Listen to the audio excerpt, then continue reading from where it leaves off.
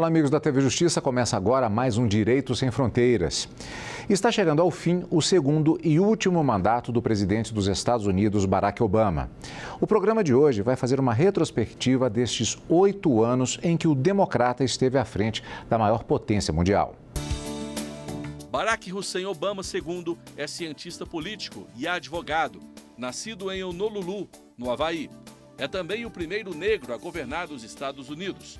O 44º presidente norte-americano adotou 3 pilares como plataforma de governo: o fim da guerra do Iraque, a obtenção da autossuficiência energética dos Estados Unidos e a universalização dos serviços de saúde no país. Este último, conhecido como Obamacare, ou Obama Saúde. Estão aqui nos estúdios da TV Justiça para falar a respeito do tema da semana o mestre em Direito Público, João Carlos Souto, e que trabalha especificamente com direito norte-americano, autor do livro Suprema Corte dos Estados Unidos, Principais Decisões, e Leonardo Barreto, doutor em Ciência Política. Muito obrigado por estarem aqui nos estúdios da TV Justiça para falar a respeito desse tema que, de certa maneira, é um desafio abordarmos em meia hora esse período de 2 mandatos do presidente norte-americano. Mas eu creio que nós podemos começar com a seguinte pergunta que eu faço a ambos. Como serão lembrados esses 2 governos de Obama nos Estados Unidos? Eu penso que Barack Obama será lembrado pelo presidente que resgatou a imagem dos Estados Unidos perante a comunidade internacional. É um homem que, com uma preocupação profunda com relação aos direitos humanos, um homem com uma preocupação profunda, com uma voz e com uma postura pacifista. Não é à toa que foi honrado com o Prêmio Nobel da Paz. Um homem que afirmou que se o presidente da Síria passasse daquela linha vermelha, ele iria agir. Foi o caso do ataque com armas químicas, né? E que o Assad, né? E ainda assim ele não interveio na Síria, quer dizer, que foi muito criticado dentro dos Estados Unidos por essa postura, porque tinha estabelecido uma red line, e essa red line havia sido supostamente ultrapassada, e ele não agiu, mas não agiu naquilo em razão daquilo que eu mencionei há pouco, a sua profunda devoção aos direitos humanos, a sua profunda preocupação com a paz mundial. Não agiu, registre-se, com uma intervenção militar, mas há um apoio aos grupos moderados da Síria que lutam por se livrar dessa ditadura que dura tantos anos. Eu gostaria de voltar nesse tema especificamente a respeito da política internacional e dessa postura que internamente dos Estados Unidos é muitas vezes apontada como sinal de fraqueza. É um problema que foi inclusive muito debatido durante o processo eleitoral recente, mas antes eu gostaria da opinião do professor Leonardo Barreto exatamente a respeito de como, na sua opinião, fica o legado de Barack Obama, como podemos sintetizar esses 2 mandatos do presidente. O presidente Barack Obama, ele ocupa uma posição interessante porque talvez ele seja mais popular fora dos Estados Unidos do que dentro do seu país, né? E isso ficou muito patente pelo fato de ter colaborado muito pouco com a eleição do que seria a sua sucessora, a Hillary Clinton. E por que isso acontece? Primeiro, a gente tem que se lembrar que ele assumiu numa circunstância muito difícil, né? A maior crise econômica da história dos Estados Unidos. Ainda há um passado de memória muito recente dos atentados terroristas, que exigia uma política equivocada e muito dispendiosa de intervenção em outros países, e uma crise de reputação dos Estados Unidos, né, em relação ao mundo. Então, ele plantou uma série de sementes e tentou agir de uma maneira estrutural. E algumas questões ele conseguiu colher resultados, outras não. Teve muito pouco tempo de maioria dentro do Congresso, a maior parte do seu mandato governou com oposição, né, republicana. E eu acho que uma parte das sementes que ele plantou, talvez a gente ainda vá ver o resultado no futuro. e uma outra parte talvez seja frustrada pelo fato do projeto democrata, não ter tido continuidade. É uma figura que vai entrar para a história, mas talvez não do tamanho das expectativas que as pessoas alimentavam. Eu ia entrar exatamente nessa questão, ainda pegando sobre essa perspectiva talvez internacional, de fora dos países, como diz, que ele acaba mais popular talvez do que internamente em relação aos Estados Unidos, mas exatamente voltando no tempo, quando da eleição, havia uma expectativa muito grande, particularmente pelo fato de ser o primeiro negro a ocupar a presidência dos Estados Unidos. Algo impensável até poucas décadas atrás. Essa relação entre o momento da posse e agora que ele passa a cadeira, há um gap, há uma distância muito grande entre as expectativas e o que foi cumprido de fato? Olha, os Estados Unidos emergem da Segunda Guerra Mundial como sendo a grande e única potência que eles já estavam conquistando desde o início do século XX, mas com o final da Segunda Guerra, isso se transforma, isso toma um rumo, uma proporção muito maior. E com o passar do tempo, essa condição econômica, essa presença cultural, econômica, militar, ela começa a diminuir, a ceder, e isso reflete muito internamente. Quer dizer, o americano médio do Michigan, o americano médio de Ohio, passa a sentir na pele a perda do seu poder econômico, etc. Ora, é difícil, e o professor lembrou bem há pouco, o Obama assume na maior crise depois de 29, na maior crise econômica depois de 29. É difícil, em pouco espaço de tempo, com outros atores econômicos e políticos no mundo, coisa que não se tinha na década de 60, 50 do século 20, se recuperar um país em tão curto espaço de tempo. Para convencer a população de que é um trabalho de longo prazo que está sendo construído, é difícil entender quando se dói no bolso. Já se disse neste país, no Brasil, que a parte mais sensível do corpo humano é o bolso. Né? Então, respondendo à sua indagação, as expectativas, obviamente, não são superadas ou ele não consegue atingir justamente por isso.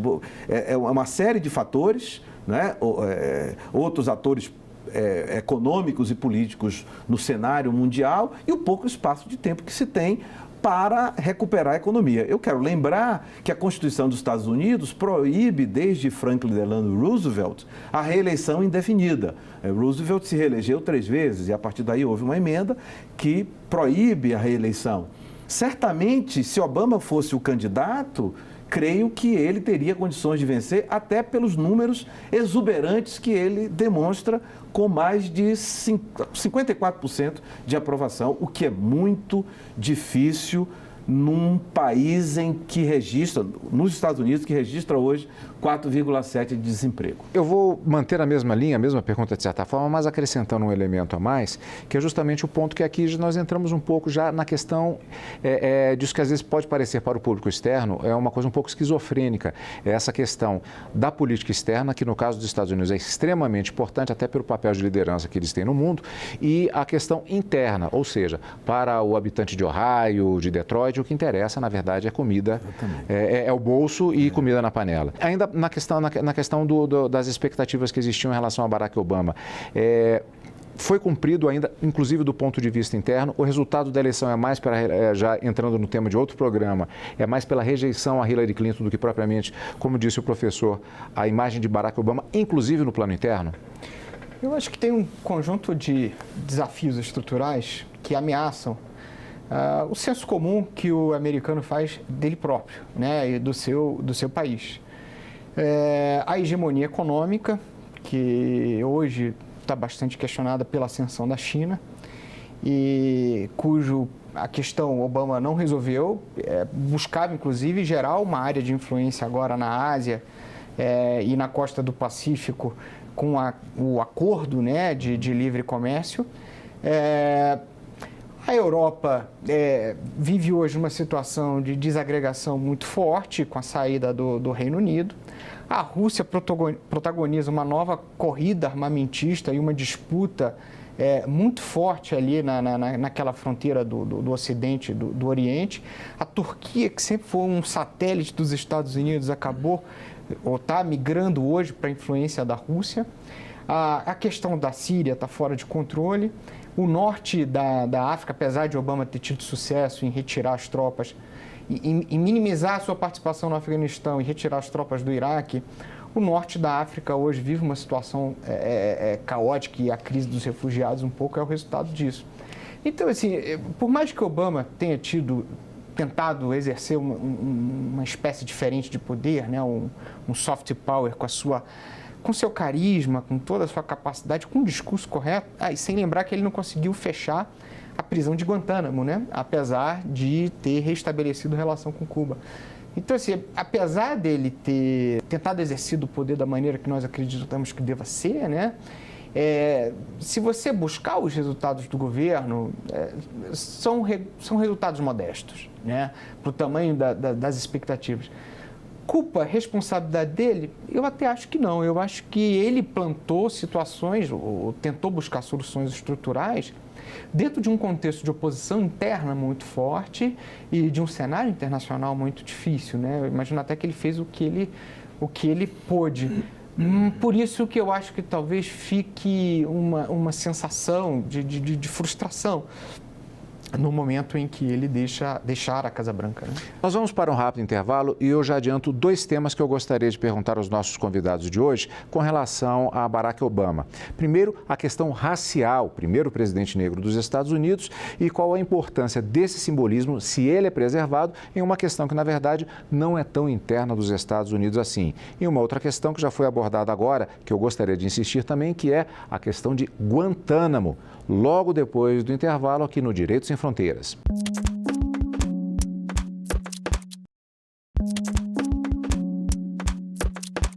Estamos de volta com o Direito Sem Fronteiras. Hoje o programa faz uma retrospectiva dos 2 mandatos presidenciais de Barack Obama nos Estados Unidos. O presidente Barack Obama não conseguiu cumprir uma promessa. Na verdade, foi o fim da prisão de Guantánamo, embora, como salientou o professor, ele tenha conseguido reaver as relações diplomáticas com Cuba. Isso fica um peso na administração Obama ao final? Primeiro é preciso entender Guantánamo como uma consequência direta do 11 de setembro, que é o maior ataque terrorista da história, 3.000 vidas ceifadas numa manhã de 11 de setembro, de uma terça-feira. Então, é um fato que se equipara a uma guerra, né? É uma guerra, é um ataque no solo americano, nunca antes, salvo, obviamente, quando as tropas inglesas ainda permaneciam por lá na época da independência, né? Quando eu falo solo continental, não vamos contar aqui com o Havaí com Pearl Harbor, né? Com Pearl Harbor. Pois bem, mas a postura de Obama com relação a Guantánamo é emblemática. O presidente dos Estados Unidos, desde 1789, toma posse no dia 20 de janeiro. No dia 22 de janeiro de 2009, portanto, 2 dias depois da posse, Obama baixa uma Executive Order, traduzindo uma medida provisória, guardadas as devidas proporções, 13492. Essa medida provisória não determina o fechamento de Guantánamo, mas determina profundas modificações lá e aponta nesse sentido. Recambiamento de detentos para o continente, etc. O que acontece? O Senado norte-americano, o Congresso norte-americano, mais especificamente o Senado, dominado pelos republicanos e com apoio de democratas, bloqueia essa tentativa de forma contundente. Não só o Senado, como a cidade de Nova York, porque alguns seriam removidos, não para a cidade, mas para o estado de Nova York. Então, a postura de Obama, a meu ver, é correta. Ele tomou as medidas cabíveis e como eu disse, 2 dias depois de ter assumido, e não consegue por motivos alheios à sua vontade. Quer dizer, o presidente, num país democrático e em que os 3 poderes funcionam a contento, ele não consegue fazer tudo. Ele depende de outros poderes. E é o que aconteceu nesse episódio, nesse particular. O professor tem alguma observação específica sobre isso? Não, pois é. Ele tem os caminhos e as leituras corretas, né? Mas ele, de fato, enfrenta uma oposição interna muito grande. Ele tem uma leitura, por exemplo, que eu acho que talvez seja um dos grandes momentos dele, um discurso que ele faz na abertura do Congresso, onde ele faz uma leitura da economia mundial. E ele diz assim, olha, pessoal, os Estados Unidos nunca vai voltar a ser uma nação industrializada como era antes. Aquela indústria que foi para a China não volta mais. E ele fala ali que os Estados Unidos, para continuar na liderança do mundo, precisava inventar uma nova indústria, né? E com isso ele traz na esteira dele, talvez dos direitos humanos ele não tenha conseguido avançar tanto, mas ele traz uma agenda que aí, pelo contrário, ele vai muito, ele avança bastante, que é a agenda da sustentabilidade, né?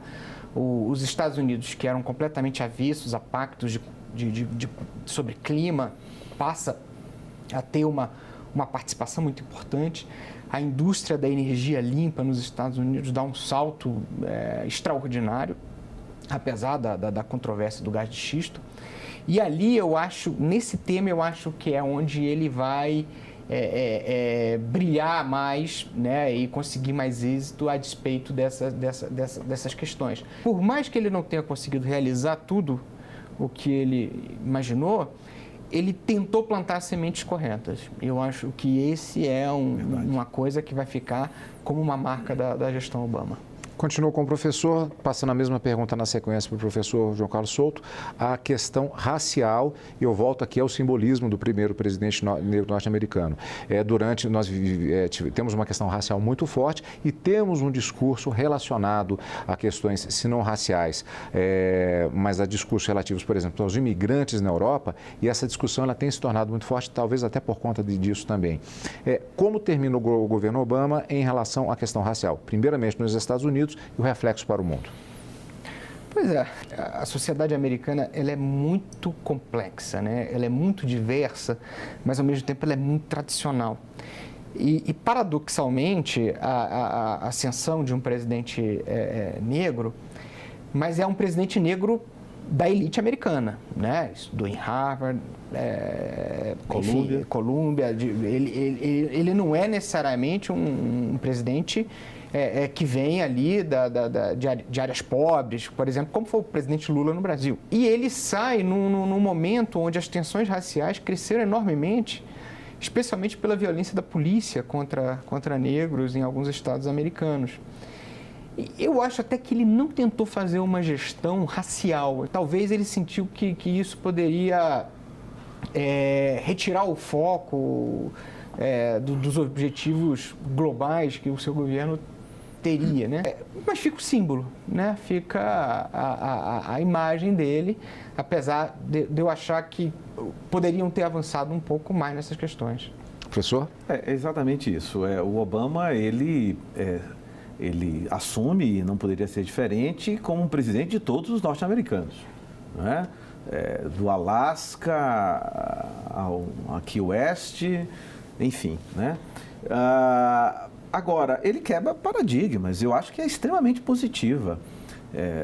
Você lembrou bem há pouco, na década de 60, antes de Brown versus Board of Education, você tinha escolas separadas, né? Não faz muito tempo. Agora você tem um presidente negro na Casa Branca.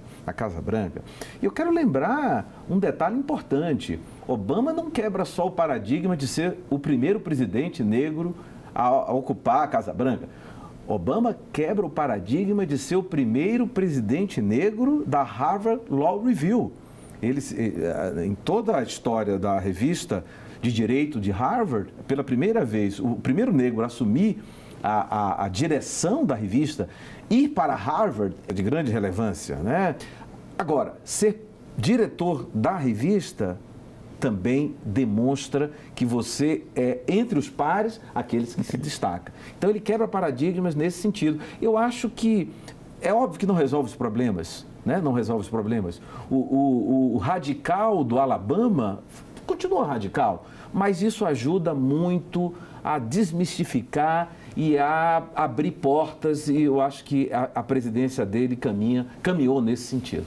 Acho que não há muito como se falar em uma finalização de dois mandatos presidenciais de Barack Obama sem abordar a questão dessa última eleição, que teve um resultado aparentemente inesperado, pelo menos ao que se divulgava em relação às pesquisas que foram realizadas na época, o acompanhamento que foi feito, que é exatamente o fato de que Barack Obama ele não conseguiu eleger a sua sucessora. Vem a seguinte pergunta: isso se dá por conta dele ter falhado como cabo eleitoral, de uma visão interna dos eleitores americanos em relação ao governo dele, ou o que pesou mais foi o alto índice de rejeição a Hillary Clinton como candidata democrata? Bem, eu tive a sorte de estar nesta eleição agora nos Estados Unidos, né? Então, estive lá, cheguei um pouco antes, propositadamente, fiquei o dia da eleição e fiquei alguns dias depois. E fiz algumas entrevistas, conduzi algumas entrevistas na Columbia University, enfim, em alguns lugares de Nova York. E eu me assustei. A visão que eu tive no dia a dia, as informações que eu colhi no dia a dia sobre a Hillary não foram das melhores, o que me assustou. É possível que essas informações não sejam muito depuradas, até porque ela é extremamente preparada, né? O próprio Obama disse isso na convenção democrata. Quero crer que o Partido Democrata perdeu muito, isso deve ser acreditado a Hillary e não a ele. Como eu lembrei há pouco, ele tem em mais ou menos 54% de aprovação. E é importante registrar o seguinte: quando ele se reelegeu em 2012, o desemprego nos Estados Unidos estava beirando 8%, né? Talvez um pouco menos. Nunca antes um presidente se reelegeu com um nível de desemprego naquele sentido. E ele termina com uma aprovação alta. Quero crer, respondendo à sua indagação, que o problema não reside nele, mas sim, provavelmente, na Hillary e o discurso do Trump, um discurso de fazer a América grande novamente, de trazer empregos, etc. Isso seduz o eleitorado menos educado, digamos assim, politicamente. Professor. Eu acho que a gente cai de novo, né, na força das instituições, né? No Brasil, né, um presidente popular claramente escolheria o candidato a seu sucessor, né? No caso dos Estados Unidos, Obama não teve ingerência nenhuma sobre a indicação que o Partido Democrata faria.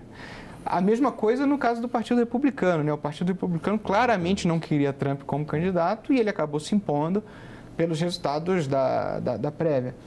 Mas acho que Hillary teve uma posição numa área muito sensível do governo, que no final das contas não deu muito certo, porque apesar da guerra do Iraque ter acabado, você teve um processo de desorganização ali do norte da África muito forte, e ela era secretária de Estado, né? Se envolveu em polêmicas sobre Benghazi, mensagens que ela trocou de lugares onde ela não podia. Então, assim, eu concordo com o professor Souto, acho que foi Hillary que perdeu e não necessariamente Obama que perdeu. Agora, é curioso, né, que um presidente que tenha tido uma simbologia tão grande, fez um discurso em Berlim que foi muito simbólico, um presidente cosmopolita, internacional, soft power, dê lugar a uma pessoa que parece o oposto dele. Do oposto, né? Exatamente. Lembrando Caetano Veloso, o avesso do avesso do avesso. Do avesso. Mas é impossível justamente se fazer uma análise a respeito dos dois mandatos de Barack Obama sem chegar-se nesse ponto. E com todas as expectativas que são geradas a partir desta posse por vir portanto, nos Estados Unidos. Queria agradecer muito a presença de ambos aqui para mais uma edição do Direito Sem Fronteiras. Nós conversamos a respeito dos dois governos do presidente Barack Obama nos Estados Unidos e para falar a respeito deste período, falamos com o mestre em Direito Público João Carlos Souto e o doutor em Ciência Política Leonardo Barreto. Agradeço muito a presença de ambos aqui nos estúdios da TV Justiça. O nosso programa também pode ser visto pela internet a qualquer momento. Basta acessar tvjustiça.jus.br.